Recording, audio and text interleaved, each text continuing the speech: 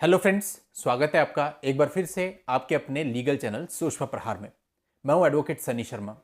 दोस्तों, जैसा आप सभी जानते हैं कि पुरानी जो आईपीसी, सीआरपीसी और द एविडेंस एक्ट है, इनको रिप्लेस करने के लिए नए बिल आए हैं। बहुत ही जल्दी वो कानून भी लागू हो जाएंगे। अब बात सारी ये आती है कि बहुत सारे लोगों का प्रश्न मुझे मिला, क्योंकि इन पर मैंने कई सारे अलग अलग वीडियोज भी बनाए। कानून क्या है, क्या नए सेक्शंस होंगे, सब चीज़ें।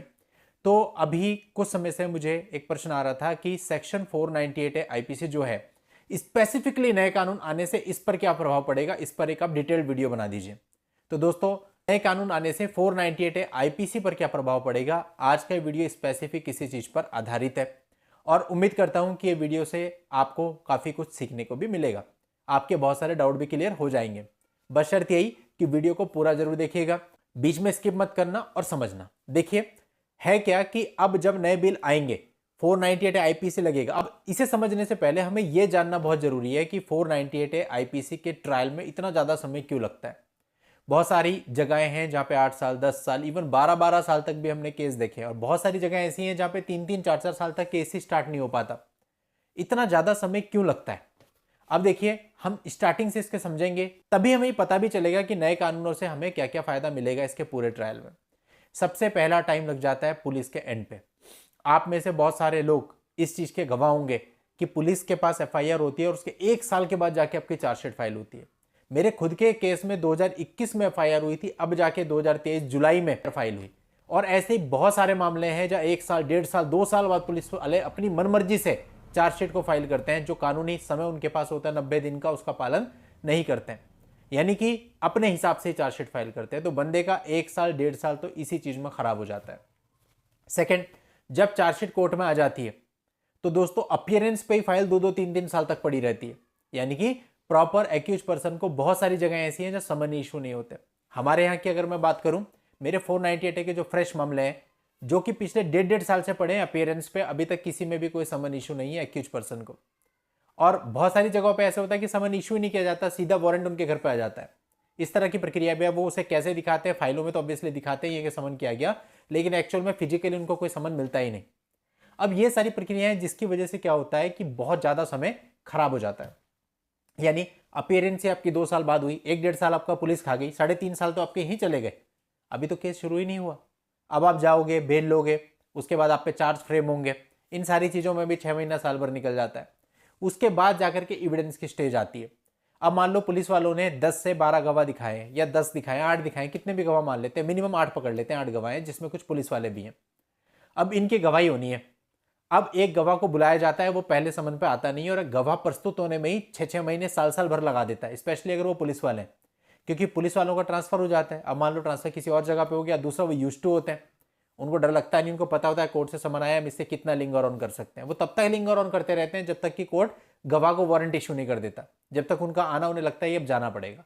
तो एज इस प्रक्रिया में एक एक पुलिस वाला कई बार 1-1, 1.5-1.5 साल निकाल देता है कोर्ट में अपियर होने में खाली। उसके बाद फिर उसकी क्रॉस एग्जामिनेशन होती है। तो इस प्रकार से यदि एक गवाह जन एवरेज हमारा 1 साल भी खा गया और 8 गवाह तो 8 साल हमारे यहां चले गए, 4 साल वो चले गए पहले के, 12 साल तो यही हो गए। तो दोस्तों, इसी वजह से जो ट्रायल होता है बहुत लंबा लंबा चलता है। अब नए कानून आने से क्या होगा? सबसे पहले तो पुलिस पर कई सारी चीजें नई आई हैं, जो कि मैंने इसके लिए अलग से एक वीडियो बनाया हुआ है, आप देख सकते हैं कि पुलिस पर क्या क्या चीजें होंगी। पुलिस कार्यवाहियां भी चेंज होंगी और चीजें जल्दी होंगी। पुलिस को गाइडलाइंस को फॉलो करना पड़ेगा। तो आपका जो स्टार्टिंग का वो 1.5 साल, 2 साल के बाद पुलिस आज के समय चार्जशीट डाल रही है बहुत सी जगहों पे, वो चीज खत्म हो गई, तो वहां का आपका 1 साल सीधा सीधा बच गया। सेकेंडली, जब मामला कोर्ट में आएगा, अब अपीयरेंस पे फाइल आई, यानी चार्जशीट हो गई, चार्जशीट होने के बाद कोर्ट में एक मामला आपके ऊपर चल रहा है। अब सीधा सीधा समन अगर आपको ईमेल से, व्हाट्सएप से किया जाएगा तो जस्ट उनको वहां पे क्लिक मारना और किसी प्रोसीजर को फॉलो नहीं करना, और आपको तुरंत समन मिल जाएगा। तो समन में वो जो 1-1, 1.5-1.5 साल, 2-2 साल अपीयरेंस पे फाइलें लगी रहती हैं, वो प्रक्रिया भी बीच की सारी खत्म हो जाएगी। अब आ जाते हैं हम नेक्स्ट, जब आपके एविडेंस की स्टेज स्टार्ट होती है। तो कल मैंने एक वीडियो बनाया था जिसपे मैंने बताया कि माननीय अमित शाह जी ने यहाँ पे डिक्लेयर किया कि भैया अब जो है बहुत सारी प्रोसीजर इसमें ऑनलाइन होंगी, जिसमें एविडेंस भी थे, डॉक्यूमेंट सबमिशन भी थे, और भी कई चीजें थी जो घोषणा में थी।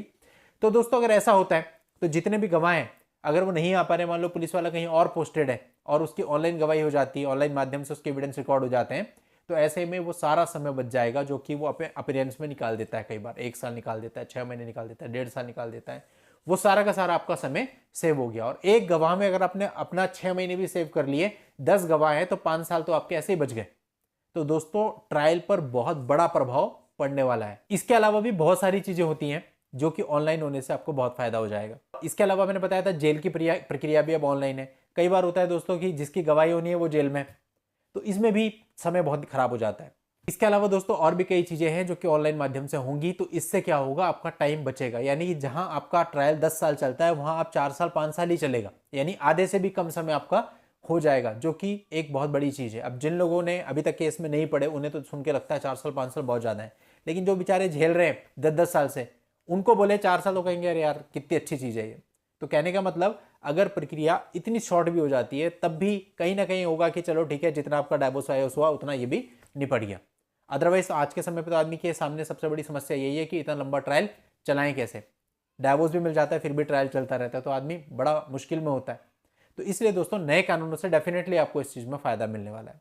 आज के इस वीडियो में इतना ही। नेक्स्ट वीडियो में नई जानकारी के साथ मैं आपसे फिर मिलता हूं। तब तक के लिए goodbye and thank you for watching. Take care.